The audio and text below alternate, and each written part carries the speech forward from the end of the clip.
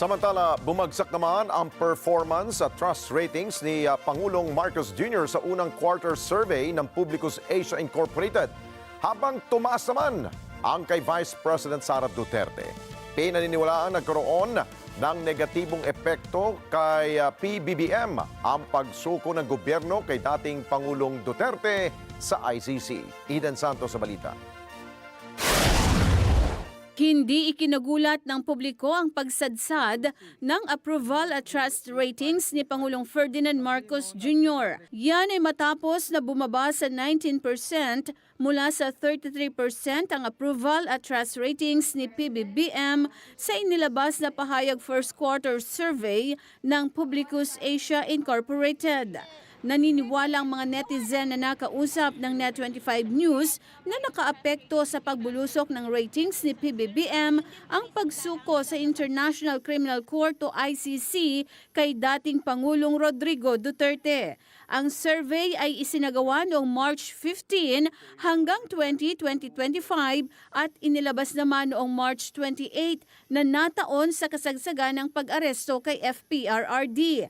Nakadagdag pa ang patuloy na kabiguan ng administrasyon ni Pangulong Marcos na tuparin ang mga ipinangako sa sambayan ng Pilipino na pababain ang presyo ng mga bilihin, pagsugpo sa korupsyon, pamamahagi ng disente at maayos na housing units, pagsawata sa kriminalidad, pagtugon sa kahirapan at iba pa.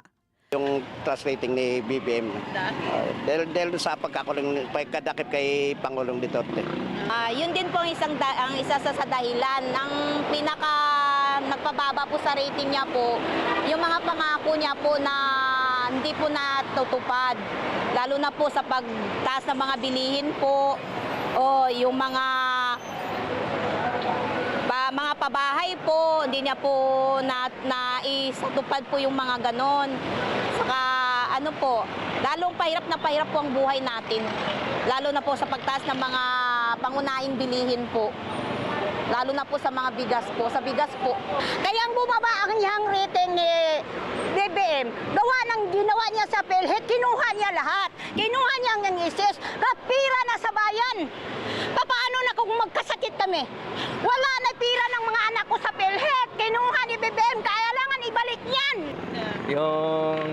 Alam mo na kay BBM, maraming anomalya eh. Kaya yun siguro yung dahilan kaya bumaba yung ratings niya. Sa akin, sa palagay ko, hindi. Kasi hindi pa napapatunayan na siya yung nagpadala sa Netherlands. Diba? Ang tingin ko, merong ibang dahilan. Oo, politika, parang gano'n. Naging positibo naman ang epekto kay Vice President Sara Duterte ng ICC arrest sa kanyang ama. Tumaas sa 42% mula sa 37% ang approval ratings ni VP Sara. Siguro sa tiwala, nakikita naman siguro yung tiwala eh.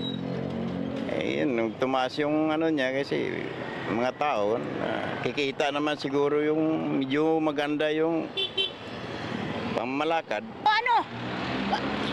Dapat i-impeach na si BBM, hindi si Sara. Malaking tinulong ni Sara ni Duterte sa Pilipinas noong nag-COVID. Tama ba ako? Dapat sa presidente, hindi siya magpapano sa mga congressman. Kasi presidente siya ang masunod kasi kaya yung i-impeach si Sara Duterte, nasabi niya, ay di bali, ipawalang bisa na daw yun. Ay yung mga kongreso gusto ipatuloy eh. Maganda manghangarin ni si Bongbong Marcos. Kaso lang yung mga galamay niya, na si Presidente Bongbong. Dagdag pa ng netizens na sa halip si VP Sara ay si PBBM ang dapat ma-impeach. Dapat nilang tulungan nila, lalong-lalo yung mga mahihirap sa ngayon. Puro politika na yung pinag-uusapan nila. Ang kahirapan ng mga mahihirap, hindi naman dapat nila baliwalain. Yan lang dapat sana isikasuhin nila. Kasi marami na nagugutom eh. Yung mga mababa ang sahod, ganun. Kung marami ka pang pamilya, mga anak, wala. Wala pang komento ang Malacanang sa pagbaba ng approval at trust ratings ng Pangulo. Eden Santos para sa Mata ng Agila. matatag, matapang, matapat.